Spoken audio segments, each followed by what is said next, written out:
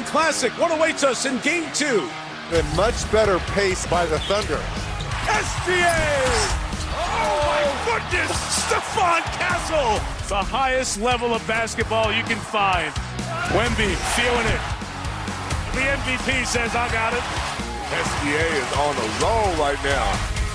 The guys brought it tonight. We brought the energy from the jump. Now we got to go on the road against a really good team and go get one. Game 3, Western Conference Final, just a few hours away. We have our team on deck to break it all down. ESPN senior NBA writer Tim McMahon, NBA reporter Michael C. Wright, and NBA champ Iman Shumpert. They'll be joining us to break it down from both sides. Let's start with the Thunder bouncing back with their first loss of the postseason to even the series at 1 apiece. And they did it without both Jalen Williams and Dylan Harper exiting the game with injuries. Since dropping the final 2 games of the 2024 Western Conference semifinals, OKC have not lost consecutive games in the playoffs, winning 9 straight following a loss. All right, start there. Iman Shumpert back with us along with Tim McMahon covering the Thunder. All right, Tim, what's the latest on Jalen Williams' injury status ahead of Game 3? Howdy, partners. They've got him listed as questionable with left hamstring tightness. Tightness, not a strain. They're saying this is a day-to-day type of injury, but I'll be blunt. Talking to people around the league, it would be pretty surprising to see Jalen Williams play in this game. This is the hamstring he strained in the second game of the playoffs, first round against the Suns. He missed 6 games after that. He's had problems with his right hamstring this season, strained it twice. Both of those were multiple game absences. But again, he has not been ruled out for tonight. He is officially listed as questionable. And hamstrings, they just linger. That's that one injury that if it's there, it's going to linger until it's fully healthy. So he's not going to have time to get fully healthy.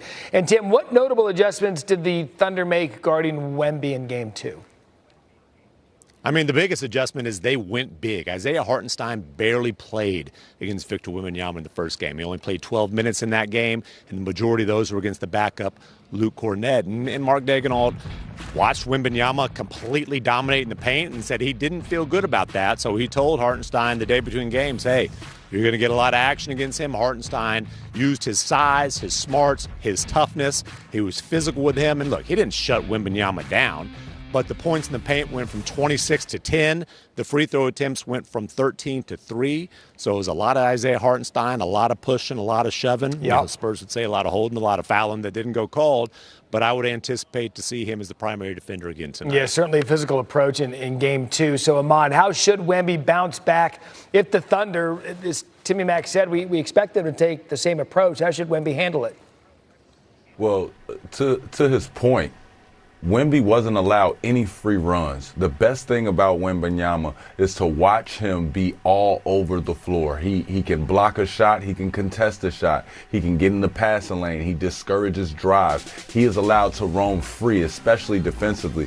What they did was they made sure to keep a body on him. If he is engaged and he is in a wrestling match with Isaiah Hartenstein, he can't be available to be the second line of defense. They can't be as aggressive on the ball as they once were. And what does that lead to? That leads to SGA being able to get to his spot. So I think Wembanyama got to make sure to keep a cool head and understand, hey, they are going to throw a lot of foul bait at me. They're going to throw a lot of different wrestling moves at me. What I have to make sure I do is every time an action happens, I have to get myself out of the wrestling match and back into the fight. That's right. They're the champions. They know how to play this game all the way through, hoisting a trophy. But San Antonio's at home. It'll be loud there. Tim, you're released. Iman, you're not. Stick around.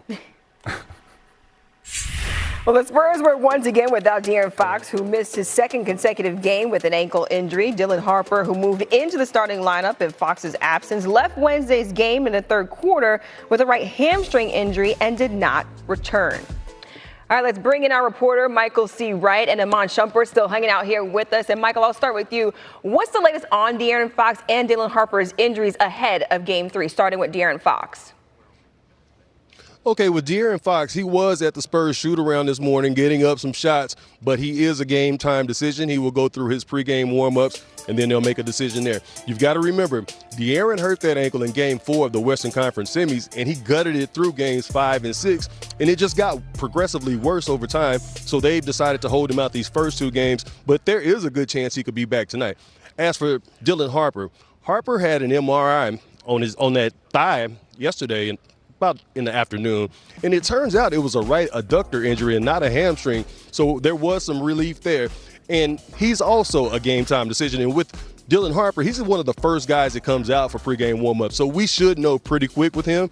And if he's back, that's huge for the San Antonio Spurs because he's a big part of San Antonio's bench unit. Look, over these first 2 games, the San Antonio Spurs have been outscored 107-41 in bench points, and that's huge. Now, a game-time decision for both De'Aaron Fox and Dylan Harper. Iman, how impactful, though, is Harper's injury to the Spurs right now?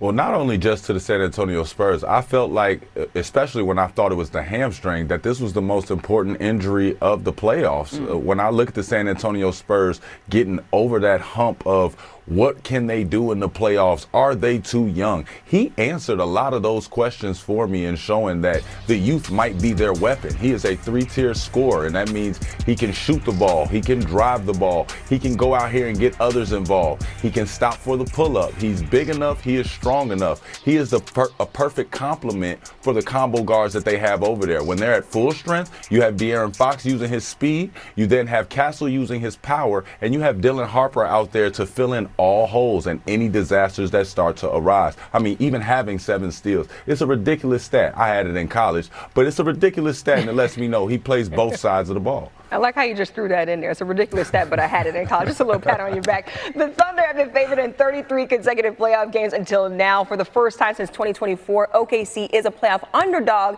entering Game 3. The Spurs, 1.5-point favorites tonight. Michael and Iman, thanks so much for the insight. Come on, Georgia Tech. Let's go all get. I mean, listen, we've done a lot already, but let's get serious. We're rolling with Dolan. This is where everything just goes down. Forget the analysis. Let's get weird. It's Friday of Memorial Day weekend. Aaron, what are your best bets for the Thunder and Spurs tonight? Let's start with Wemby to go over 14, or I should say to have at least 14 or more rebounds in this matchup. I think Wemby, for one, I mean, he's dominant against the glass. Even when they try to slow him down, they are not able to do that. So he finished with 24 rebounds and 17 rebounds respectively so far in this series. And there's no reason, again, to think that this defense is going to be able to slow him down. Maybe they slowed down the shot-making ability of him, but in terms of the rebounds, not so much. So 14 or more rebounds, that's a milestone market for him. We're going to add and parlay this with the Spurs just to win this game outright. So the key here is obviously that they're going to be playing back at home. San Antonio is 13-2 straight up at home, but coming off a loss in the previous game this season. And I just don't see the Spurs committing 21 turnovers like they did in Game 2. I think they look much better like they did in Game 1. So I think they turn it on at home. So I'll just take them to win this game outright. And then the third leg of this parlay is going to be under 217.5. If you look at the total in these series, Game 1, they went over 218.5 thanks to double overtime. But then in Game 2, the total was adjusted down to 213.5 and we saw an over. So sometimes I think the books a little bit overreact of what we last saw. I do think defense will come up big on both sides of the ball in this game. More specifically, just because this is the third game, it is moving to San Antonio as well. So I just don't know if the shot making is going to be as great as it was in Game 2. So I'll take the under there of 217.5. So again, Wemby to have 14 or more rebounds, the Spurs to win outright, as well as the under 217.5. This is available right now on DK around plus 335. Yeah, I was paying attention because I needed the picks, but I was putting it in my phone, so I've already hit send. Got the little parlay bonus. We are just living right on a Friday. Are you going to be on the 5 o'clock, Dolan? Oh, yes, I will. I'll be seeing you there just for all the Friday fun. All right, we'll see you in a few hours. Thanks. Coming up, expansion.